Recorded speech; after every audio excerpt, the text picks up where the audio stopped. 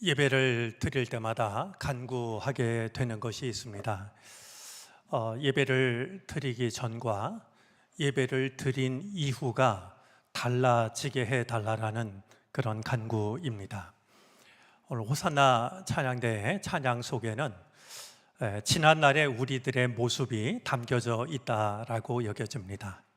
그런 우리들이 나와서 예배를 드림으로 예배를 드린 이후에 우리들의 모습이 혹은 우리들의 마음이, 우리들의 삶이 달라지는 은혜를 누릴 수 있었으면 좋겠습니다.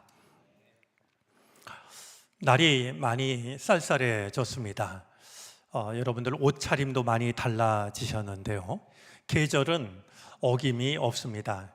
지난주에 저희가 입동이라고 하는 계절을 보냈는데 입동을 보내자 겨울다운 날씨를 맛보게 됩니다. 이 철없는 것은 사람뿐인 것 같습니다. 우리 흘러가는 세월을 따라서 지금의 내 모습은 어떠한지, 과연 나는 내 나이에 맞는 그런 빛깔과 무게로 살아가고 있는지 돌아볼 일이라고 여겨집니다. 우리 장로님 기도하신 대로 이번 주 목요일이 수능 시험일입니다. 우리 수험생들 그리고 그 가족들에게 주님의 크신 은혜가 함께 하시기를 바랍니다. 특별히 그동안 공부해온 학생들 마음이 많이 초조할 터인데 하나님께서 평안한 마음을 주시기를 바라고 지혜와 건강을 주시기를 바랍니다. 무엇보다도 우리 수험생들이 나의 삶이 내가 받아드는 점수가 아니라 나를 지으신 하나님의 뜻에 달려 있다라고 하는 것, 그것을 잊어버리지 않는 믿음을 끝까지 지킬 수 있었으면 좋겠습니다. 하나님이 가장 복된 길로 인도해 주시기를 바랍니다. 아주 엉뚱하기도 하고 좀 기괴한 상상입니다만, 여러분, 사람이 사람을 만든다면 어떻게 만들 수 있을까요? 과학이 발전해서 사람의 모양대로 또 사람이 가지고 있는 모든 기능을 다 모아서 사람이 사람을 만든다면 어떻게 만들 수 있을까? 엉뚱하고 기괴한 상상이죠. 여러분, 우리 몸 안에 있는 작은 실 핏줄까지 합하면은요, 한 사람의 몸 속에 있는 핏줄이 무려 10km나 된다고 합니다. 이 10km가 어느 정도의 길이냐 하면 지구를 2바퀴 반 도는 길이입니다. 만약에 사람이 사람을 만든다라고 하면 이만한 핏줄을 우리 몸 안에 넣을 수 있는 것일까요? 카메라가 아무리 발전을 해도 사람의 눈이 가지고 있는 기능을 넘을 수가 없다라고 그럽니다. 사람의 눈만큼 그렇게 정확하게 바라볼 수 없다는 거죠. 사람의 눈이 가진 기능을 다 모은다라고 하면 지금 사람 눈의 크기로 과연 눈을 만들 수 있는 것일까요? 과연 사람 머리가 하고 있는 기능을 감당하기 위해서는 슈퍼 컴퓨터가 몇 대나 필요한 것일까요? 이런 상상을 하다가 제일 곤란하게 여겨지는 게 있습니다. 이 배변 활동입니다.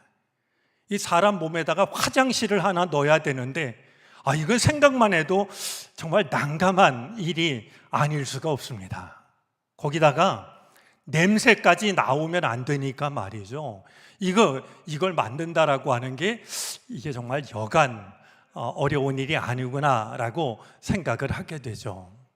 우리 사람 몸 하나만 보더라도 도저히 과학적으로 설명할 수 없는, 접근할 수 없는 신비로 가득하다라고 하는 것을 생각하게 됩니다. 우리 주변을 둘러보면 이런저런 이유로 교회를 떠나고 있는, 그리고 이미 떠난 사람들이 적지가 않습니다. 그들은 아마 그들 중에 대부분은 교회나 먼저 믿는 누군가에게 상처를 받고 혹은 실망을 하고 교회를 떠나갔을 것입니다. 그들을 보면서 정말 마음이 아픈 지점이 있습니다. 같이 신앙생활하던 이들이 예배의 자리를 떠났다는 그 자체가 마음이 아프지만 더욱 마음을 아프게 하는 것은요, 하나님을 떠난 것은 아닌데 교회를 떠나는 사람들이 있다는 사실 때문입니다. 그들 마음속에는 여전히 하나님을 향한 신앙이 있는데 더 이상 교회를 다닐 수가 없어서 교회를 떠나는 이들도 아주 없지 않다는 것이죠. 이런 일이 왜 일어나고 있는 것일까요? 그런 점에서 오늘 나눌 말씀은 교회를 떠난 누군가에게, 아쉽지만 그들은 이 자리에 없습니다. 그들뿐만이 아니라 교회를 다니면서도 혹시 내가 그렇게 되는 것은 아닐까? 때로 마음이 약해지거나 흔들리는 우리들에게도 필요한 말씀이 될 것입니다. 과연 교회는 어떤 곳이고 어떤 곳이어야 할까요? 그리고 우리가 어떤 마음을 가져야 우리들의 믿음이 건강하고 또 행복한 신앙생활을 할 수가 있는 것일까요? 오늘 우리가 읽고 있는 성경은 고린도 전서인데요. 고린도 교회는 사도 바울이 2차 전도 여행을 하던 중에 세워진 교회입니다. 바울이 참 아꼈던 교회라고 여겨집니다.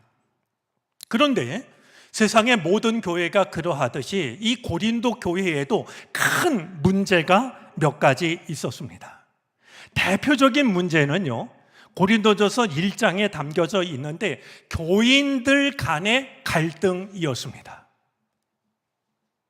사도 바울은 있는 그대로를 쓰고 있는데요, 교인들 중에 어떤 이들은 나는 바울 편이다, 바울파다 말했고, 어떤 이들은 설교를 유난히 잘했던 아볼로파다라고 말하는 이들이 있었습니다. 또 어떤 이들은 나는 예수님의 수제자인 게바, 베드로파라고 하는 이들도 있었고요. 이것저것 다 싫은 사람들은 나는 그리스도파라고 말이죠. 이렇게 교인들이 서로 갈라져 있었던 겁니다. 생각해보면 이 교회도 사람들의 모임인지라 친소 관계를 어쩔 수가 없습니다. 더 가까운 사람이 있고 친하지 못한 사람이 있게 마련이죠. 그건 어쩔 수 없지만 그 일로 인해서 교우들 간에 갈등이 생기는 것은 문제입니다. 여러분, 갈등이라는 말을 우리가 모르지 않는데요, 원래 이 갈등할 때 갈자는요, 이게 칡갈자고요, 등자는 등나무 등자입니다. 이 줄기식물의 대부분은요, 이 줄기가 오른쪽으로 감아서 올라갑니다. 칡도 오른쪽으로 올라갑니다. 그런데 등나무는 거꾸로 왼쪽으로 올라갑니다. 그러다 보니까 이 칡과 등나무가 만나면 이게 서로 불편합니다. 마치 그것처럼 이제 교우들 간에 말이죠, 서로 다른 점 때문에 갈등을 느끼고 그것으로 인해서 나는 바울파다, 나는 아볼로파다, 게바파다, 그리스도파다, 이렇게 갈등이 구체화되는 일들이 바로 고린도 교회 안에 있었던 것입니다. 또 하나 고린도 교회가 안고 있는 중요한 문제가 있었는데 은사와 관련된 일입니다. 고린도 교회는 많은 은사를 받았던 교회입니다. 오늘 바로 앞에 나오는 10절 말씀에 보면 기적, 예언, 방언, 방언 통역, 영분별, 지혜의 말씀, 지식의 말씀, 이런 다양한 은혜를 받았습니다. 하나님은 성령의 다양한 은혜를 통해서 교회를 교회답게 하십니다. 근데 문제는 이 은사를 받은 사람들이 내가 받은 은사가 최고라고 주장을 했던 겁니다. 하나님은 다양한 은사로 교회를 온전하게 하시는데 은사를 받은 사람들이 내가 받은 은사가 최고다, 이게 진짜 은사다, 그러면서 다른 은사들을 하찮게 여겼던 것입니다. 편을 가르고 내가 받은 은사가 가장 중요하다라고 주장을 하고, 이런 교인들을 향하여서 사도 바울이 간절한 마음으로 권면의 편지를 쓰고 있는 것이 오늘 우리가 읽고 있는 고린도전서, 고린도후서가 되는 겁니다. 자, 바울의 권면은 매우 단순하고 분명합니다. 오늘 본문이 조금 길지만 이 본문을 다 읽었던 데에도 이유가 있습니다. 사실 이 본문에 어떤 설명을 덧붙이는 것은 사족을 다는 것과 크게 다르지 않다라고 여겨집니다. 본문만 읽으면 충분한 말씀이라고 여겨지는데요, 그래도 몇 가지를 정리해서 말씀을 드리자면 다음과 같습니다. 첫째, 우리의 몸이 많은 지체들이 모여서 이루어지는 것처럼 주님의 교회도 마찬가지라고 하는 겁니다. 우리의 얼굴만 봐도 말이죠, 눈도 있고 코도 있고 입도 있고 귀도 있습니다. 이렇게 우리들의 몸이 많은 지체로 이루어지는 것처럼 교회도 서로 다른 많은 지체들로 이루어진다라고 말하고 있는 겁니다. 28절 말씀을 보니까 하나님께서 이 교회를 이루기 위해서 주신 사람들이 사도, 예언자, 교사, 기적을 행하는 자, 병 고치는 자, 남을 도와주는 자, 관리하는 자, 방언으로 말하는 자 등입니다. 역시 우리 교육부를 맡고 계신 장로님께서 간절히 기도하셨는데요, 교회를 교회답게 하기 위해서는 교사가 필요합니다. 그런데 보면은요, 이런 대표적인 사람만 필요한 게 아니라 남을 남모르게 도와주는 사람도 필요합니다. 그 사람도 하나님이 교회를 교회답게 하기 위해서 세우셨다라고 말합니다. 13절 말씀에 의하면 교회는 다양한 구성원으로 이루어집니다. 유대 사람, 그리스 사람, 종, 자유인 등입니다. 오늘 우리 교인들의 삶의 여건을 보면 서로 다른 환경 속에서 살아가지만 하나님은 그들을 모두 교회로 부르신 것이죠. 자, 두 번째, 우리가 한 몸을 이룬 지체라면 잊지 말아야 할 것이 몇 가지 있다라고 말씀합니다. 먼저, 내가 지체가 아니라고 부정하면 안 됩니다. 오늘 바울이 좀 아이 같은 말로 설명을 하는데요, 만일 발이 15절입니다. 나는 손이 아니니 몸에 붙지 아니하였다 할지라도 이로써 몸에 붙지 아니한 것이 아니요.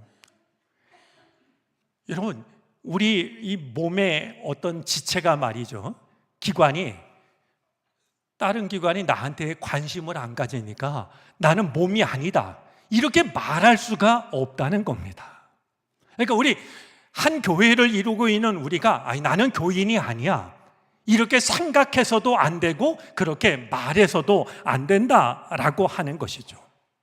자, 또 한 가지, 다른 지체들을 무시해서도 안 됩니다. 나와 지체가 다르다고 해서 그들의 존재나 그들의 역할을 무시해서는 안 되는 것입니다.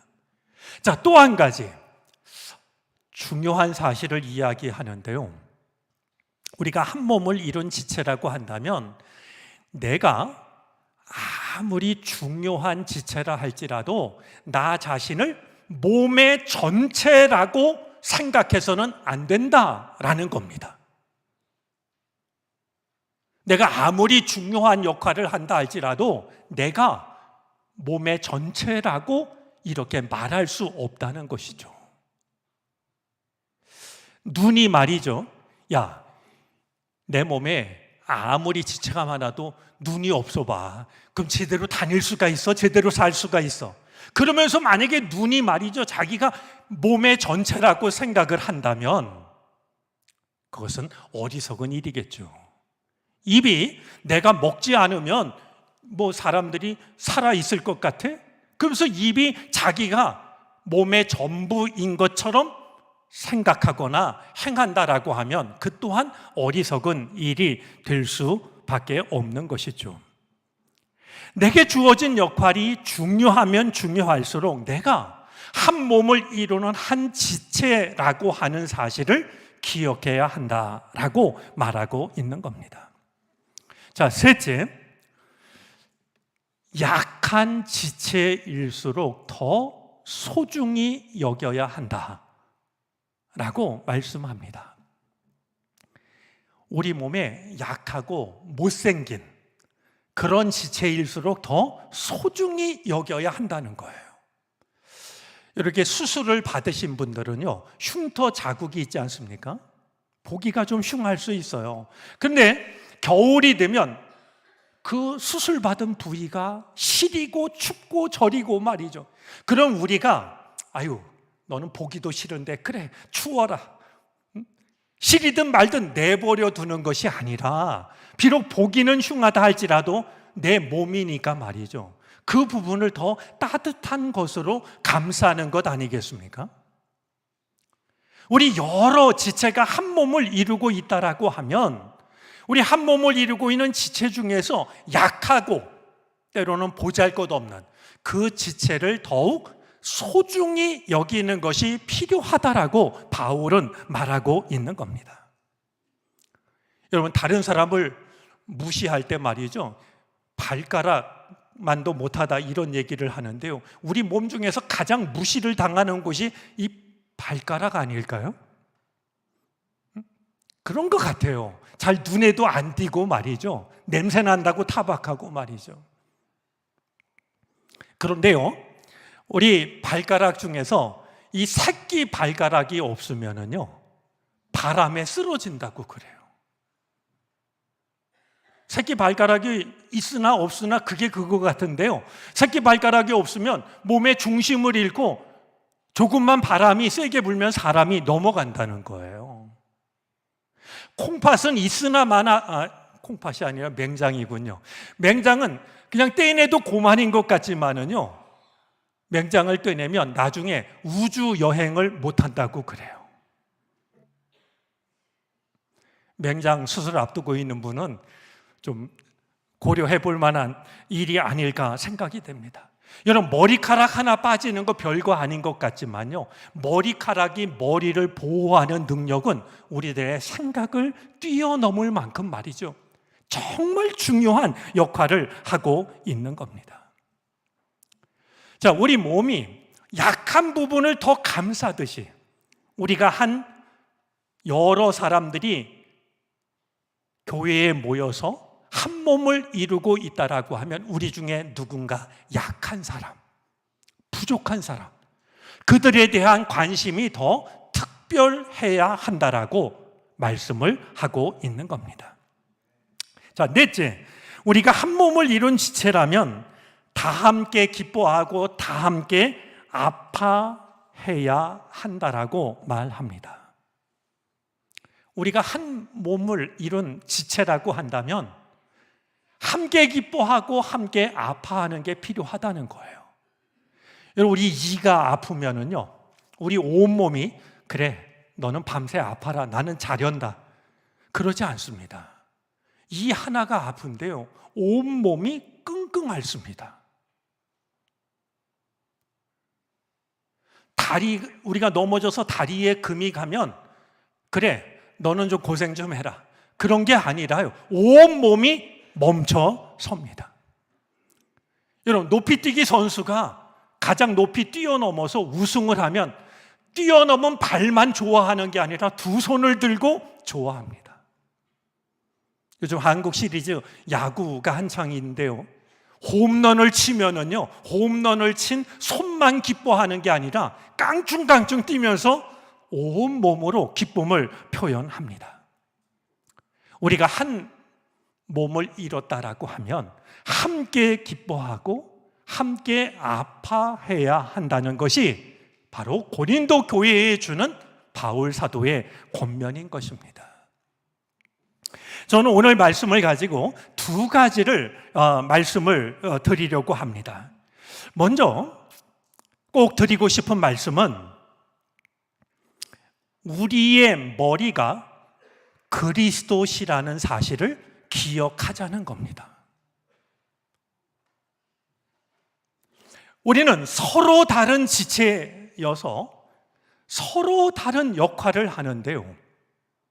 그럼에도 불구하고 우리가 언제나 잊지 말아야 할 것은 우리의 머리는 그리스도이시다라는 것이죠. 여러분, 성경은 특별히 사도 바울은 그리스도가 교회의 머리라고 하는 사실을 강조하고 있는데요. 먼저 에베소서 1장 22절, 23절 말씀을 우리가 한번 확인해 보겠습니다. 한번 말씀을 읽어 주시겠습니까?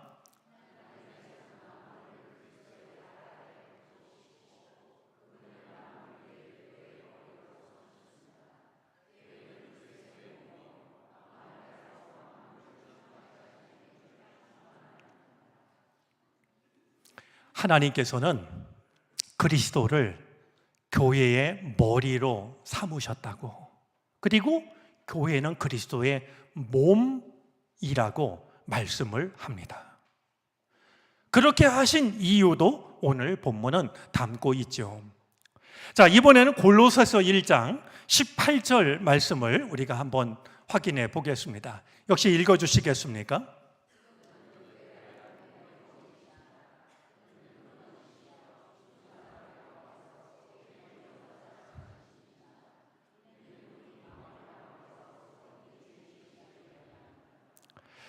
거듭해서 강조하고 있는 것이 교회는 주님의 몸인데 이 교회의 머리는 예수 그리스도라는 사실입니다.